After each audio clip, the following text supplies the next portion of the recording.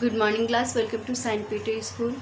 So this is our science class, and in previous class we were discussing about the question and answer of chapter 1, and we already have completed up to question number 5. So in question number 5 we have already covered question number 1 and 2. So today we are starting with the question number 3. So read out what is the third question. Look into your book, take out page number 172. It's written on the board. Please take out page number 172. You will see question number 5, answer the following question. So we are already done the upper two question, that is what is germination, mention the condition required for the germination. I have already given you answer of this question in the previous video. Why should seeds be dispersed far away from the parent plant? This also I have already given you why seeds should be dispersed far away. Now third question is, how do animals help in seed dispersal? So how animal helps in seed dispersal? The answer I have written here is as follows. Animal helps in seed dispersal as follows. First, animal usually eat fruit and throw away seeds from the plant. Okay, how animals helps in seed dispersal? First is, animal usually eat fruit. What they do, they eat different type of fruit from the plant. For example, take any bird. What they do, they used to eat fruit, or they used to take fruit in their mouth and fly from one place to another place.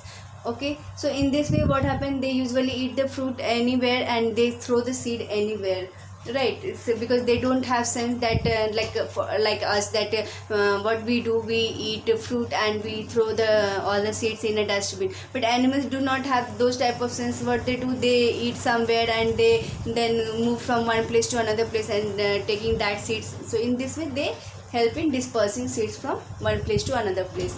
Second example, second step is, fruits such as xanthium and the tiger nail have hooks or spines which get attached to the animal's fur, and this way fruits, in bracket I have written seed because we are actually talking about the seed dispersal. So they are taking the fruits with them, but what happens, that fruit transfers with the fur of the animal from one place to another. Then when that might be that fruit falls down on the floor, and after some time fruits get got ripe and decay, सड़ जाता है थोड़ी देर के बाद. उसके बाद उसमें से वो सीड बाहर आ जाता है. So we are talking about the seeds, that's why I have written there in the bracket seed. So fruits such as xanthium, the tiger nail have hooks or the spines which get attached to the animal's fur, and in this way fruits, that is seed, get dispersed from one place to another place, place as animal travels. Okay, one place to another place, you can add here one place to another place as animals travels. Okay, so in this way this is the two steps you can write down in your answer, how actually the animals helps in seed dispersal. Again I am reading it for you. Animals helps in seed dispersal as follows. First is, animal usually eat fruit and throw away seeds from the plant. Second is, fruits such as xanthium and the tiger nail have hooks or the spines which get attached to animals' fur, and in this way fruits, that is seed, get dispersed from one place to another place as animals travel. Okay. Now question number 4 is, what role does water play in seed germination? Okay, we all know that for the seed germination 2 to 3 types, that is 2 to 3 requirement is there for the seed germination, that are warmth, that is water, that is oxygen, air. So these all are the requirement for the seed germination, and water is one of the most important requirement for the seed germination. So you can see what is the written, what answer I have written here. Water is very important for seed germination, as water enters the seed, softens the seed coat, and helps the seed to break the outer harder coat. Okay, outer hard coat, and then it opens and starts developing plant parts. they start the seed is like from where the plant parts started developing. It started developing from the seed only. So when the seed when the seed breaks, what happens? Then plant parts comes out, then only they are able to comes out. And until and unless water will make this upper coat softer, then it is not possible for plants to grow inside the seed or to come out of the seed. So water is very important factor for the seed germination. So and that is why I have written here, water is very important for seed germination. As water enters the seed, softens the seed coat and helps the seed to break the outer hard coat, and then it opens and starts. Then it opens means that the seed opens and start developing plant parts. Okay, that is why water is very important for the seed germination. The same question is written here. What role does water play in the seed germination? So what is the main role of the water?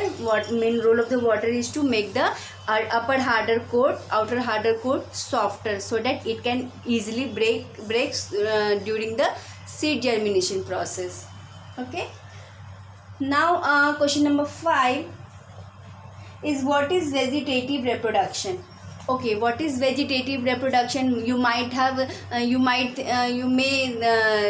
think like that ki we didn't study this. What is vegetative reproduction? We already we have done we only learn that what is vegetative propagation, but what is vegetative reproduction? But it is almost same. What is the vegetative propagation is the same term as the vegetative reproduction. Why we are saying here vegetative propagation? Because it is like you can understand like this. It's ऐसा लगता है जैसे कि it's a copy of the plant is coming outside. From the seed we understand like this कि हाँ from seed से अगर कुछ भी fertile होके निकलता है, it means types of reproduction. Like human body कैसे develop करता है? By the help of eggs only. In human beings also reproduction occurs by the help of eggs. जो eggs mature होते हैं, then only it is possible to make a new baby. But ऐसा जो the plants like the new plants which comes out which doesn't come out of the seed is not looks like it's a type of reproduction. That's why we are calling it vegetative propagation. But actually vegetative propagation is what? It's a type of reproduction only, but it doesn't include any egg or any embryo meat, or you can say embryo formation. Okay, so vegetative reproduction is the same term as a vegetative propagation. Because vegetative reproduction इसलिए हमने इसको commonly बोलते हैं क्योंकि इसमें कोई embryo का formation नहीं होता है. No mixing of male and female or the stamens and the pistil, nothing is there. But that's why we doesn't commonly call it vegetative reproduction. We commonly call it vegetative propagation. Propagation is it's a type of developing only, right? But it is like it is the, but these the both are the same term, vegetative reproduction, or you can also call it vegetative propagation. Okay, so the process by which new plant arise by the roots, stems and leaves is called the vegetative propagation or the vegetative reproduction. The both is the same term. For example, the roots of the sweet potato, turnip, carrot, etc. gives rise to a new plant. Okay, the first example given here, the roots of the sweet potato, turnip, carrot, etc. gives rise to a new plant. Second example, the stems of potatoes, ginger gives rise to a new plant. The leaves of bryophyllum gives rise to a new plant. So these are the different part of the plant which helps in developing a new part of the plant. Like they don't develop the new plant with the seed. They can develop they can also develop through the seed, but they can also develop through the plant parts also. For example, if you want to grow a potato, what you will do, just take one potato and dip into the soil, and you will see that after some time it start developing a new plant. So we can easily grow a new plant of potato or ginger through their stem only. What is the potato and ginger? Potato and ginger is the stem part of the plant. Leaves of Bryophyllum might be you have seen how through the leaves of Bryophyllum new plant arises. It is started arising from the margin of the leaf. Okay, so if you will give here some like pictures also, then it will be more better. Or otherwise, if you are not going to draw, but you must have to give the examples when you are writing what is vegetative reproduction or what is vegetative propagation. So once again I am reading for you the process by which new plant arise by roots, stems and leaves is called vegetative propagation or vegetative reproduction. All the three examples are: roots of sweet potato, turnip, carrot, etc. gives rise to a new plant.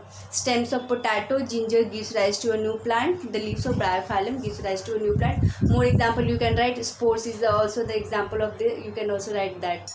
Okay, so for today I am going to end my class here. Only in next class we will discuss with the next question and answer, like 6, 7 is and many more question is there. Question number 6 also is there. So we will discuss about all this in the next class. Till the time, take care and bye bye.